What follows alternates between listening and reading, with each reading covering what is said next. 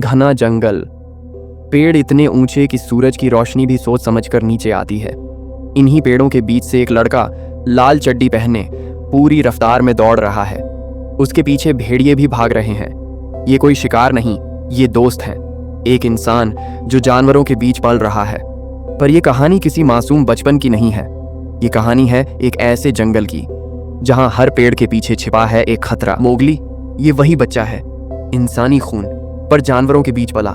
पेड़ों पर उछलता है, छलांग मारता है, पर अचानक उसका पैर फिसलता है और वो नीचे गिरता है। और तभी उसके सामने आता है काला चीता बगीरा, कड़क, सख्त, लेकिन दिल का साफ।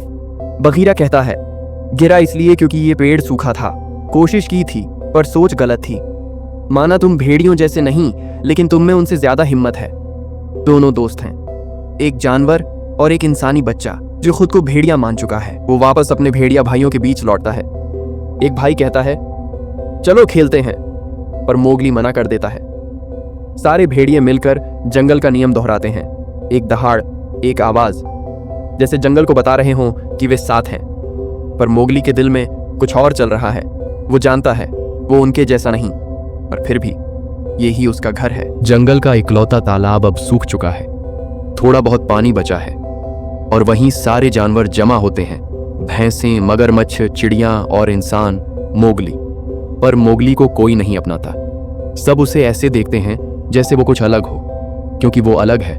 वो जानवरों की तरह पानी नहीं पीता, वो जुगाड़ लगाता है इंसान की तरह। और भेड़ियों का नियम साफ है, जुगाड़ नहीं करते, लड़ते हैं। मोगली समझता है वो कहीं नहीं है, इंसानों का नहीं, जानवरों का भी नहीं। आसमान बदलता है, काले बादल गरजते हैं और उसी के साथ आता है जंगल का सबसे खतरनाक शिकारी, शेर खान। हर जानवर पीछे हट जाता है। सबकी आंखों में सिर्फ एक ही चीज है, डर। शेर खान सीधा पानी पीता है और उसकी नजर मोगली पर टिक जाती है। शेर खान, कानून सबके लिए होते हैं, पर मैं कानून नहीं मानता। ये बच्चा इंसान है और इंसान जंगल में जहर फैलाता है। भेड़े कहते हैं, ये हिस्सा सबका है। शेर खान जवाब देता है, अब ये हिस्सा सिर्फ मेरा है। अब तुम मुझसे इसको कब तक बचाओगे? बारिश शुरू होती है, तालाब फिर से भरने लगता है। जंगल में पानी लौट रहा है, पर मोगली के दिल में तूफान है। वो समझता है उसकी वजह से बाकी जानवर खतरे में हैं। वो अपनी माँ भेड़िया मांग से कहता है, मुझे जाना होगा।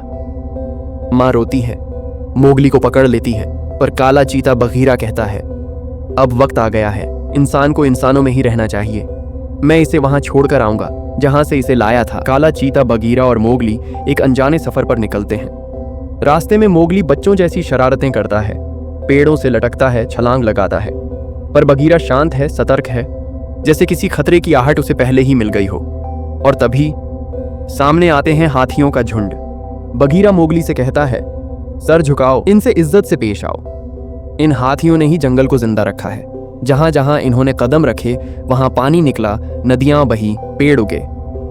मोगली एक छोटे हाथी को देखता है, उसकी आंखों में मासूम दोस्ती होती है। वो मुस्कुराता है, पर यह मुस्कुराहट ज्यादा देर नहीं टिकती। मोगली बगीरा से कहता है, मैं इंसानों के साथ नहीं रह सकता, मैं जानवरों के साथ ही ठीक हूं, नेबलू, भैंसें, किसी के साथ। बगीरा कहता है, तू अब एक बाघ का शिकार है मोगली, इस जंगल में तू अब सेफ नहीं है, अब तुझे इंसान ही बचा सकते हैं। बगीरा अचानक चौकन्ना हो जाता है, उसकी सांसें तेज हो जाती हैं, उसके कान हर आवाज पकड़ रहे हैं।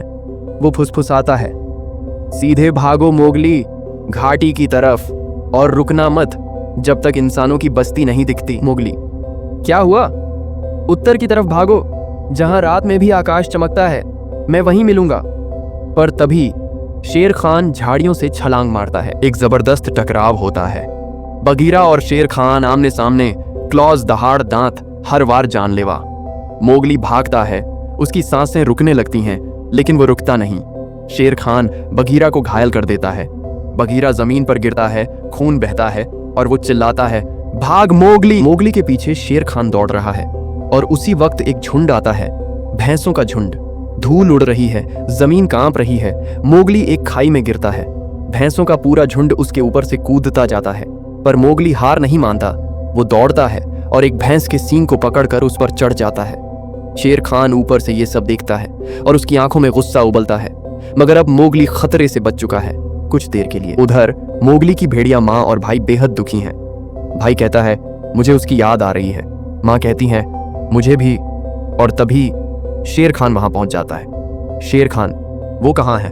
भेड़िया, वो जंगल छोड़ चुका है, इंसानों के पास चला गया। शेर खान, तुमने मुझे जो चाहिए था वो नहीं दिया, अब ये इलाका मेरा है। और फिर वो एक भेड़िए को खाई में फेंक देता है। भैंसों की पीठ पर लेटकर मोगली अब एक अनजानी और डरावनी जगह पर पहुंच चुका है। चारों तरफ सिर्फ जंगल है और ऊपर से तूफान। तेज हवाओं में पेड़ टूट कर गिरते हैं। एक पेड़ सीधा मोगली की ओर आ रहा होता है। वो बचने की कोशिश करता है और पानी में गिर जाता है। उसका शरीर डूबने लगता है, पर आखिरी पल में वो एक लकड़ी पकड़ लेता है और तैरता है। उसे नहीं पता वो कहाँ जा रहा है, बस जान बचानी है। कई घंटों की थकान के बाद वो एक नई जमीन पर आता है। जंगल अजीब है, डरावना, और वहां मोगली को मिलती है एक रहस्यमयी आवाज। तुम्हें नहीं पता तुम कौन हो, न कहां से आए हो। वो एक विशाल सांप काय है, आंखों में नशा, आवाज में जादू। तुम सिर्फ एक बच्चा नहीं हो मोगली, तुम वो हो जिसके भीतर वो आग है जिसे हम रक्त फूल कहते हैं। अगर ये फूल जंगल में फैल गया तो जंगल जल जाएगा। इंसान आग लाते हैं और आग सिर्फ बर्बादी देती है। मोगली मंत्रमुग्ध है, वो सच्चाई जानना चाहता है। सांप उसकी आंखों में झांकता है और मोगली धीरे धीरे बेहोश होने लगता है। काय, तुम्हें जानना है ना कि तुम कैसे यहां आए? तो सुनो। एक गुफा और उसमें छिपा एक इंसानी पिता और उसका छोटा बच्चा मोगली। बाहर शेर खान दहाड़ रहा है। पिता मशाल जलाता है। आग से शेर खान डरता है लेकिन फिर भी हमला करता है। शेर खान उस इंसान को मार देता है और उसकी आंख जल जाती है। इसी समय बघीरा आता है और उस बच्चे को जंगल में ले जाता है। काय अब मोगली को जकड़ चुका है, वो उसे खा ही लेता कि तभी जंगल गूंजता है भालू की दहाड़ से। भालू बड़ा, मोटा, मस्तीखोर, पर दिल का सच्चा। वो मोगली को बचा लेता है। जब मोगली उठता है वो डर जाता है। भालू मुस्कुराकर कहता है, डर मत यार, मैंने तुझे खाया नहीं, बचाया है। भालू मोगली को समझाता है, सर्दियां आने वाली हैं, मुझे अपना वजन भर खाना चाहिए। तू पेड़ चढ़ सकता है ना, तो मेरे लिए शहद तोड़ ला। मोगली पहले मना करता है पर फिर राजी हो जाता है। वो पेड़ पर चढ़ता है, मधुमक्खियों का छत्ता तोड़ता है, पर उन्हें डंक लगता है। मोगली चिल्लाता है, तूने कहा था ये डंक नहीं मारती। भालू हंसता है, वो शायद कोड़ी मधुमक्खी रही होगी। दोनों मिलकर शहद खाते हैं। भालू हर चीज पर छट कर जाता है, यहां तक कि सुअर की पीठ से शहद चाट लेता है। मोगली, अब मेरा काम पूरा हुआ, मैं जा रहा हूं इंसानों के पास। भालू, रुक यार, मुझे और शहद चाहिए, और तू तो मेरा यार बन गया है। तेरा नाम क्या है? मोगली। भालू उसे इंसानों की बस्ती छोड़ने का वादा करता है, पर फिर रास्ते में मस्ती करने लगता है, गाना गाने लगता है।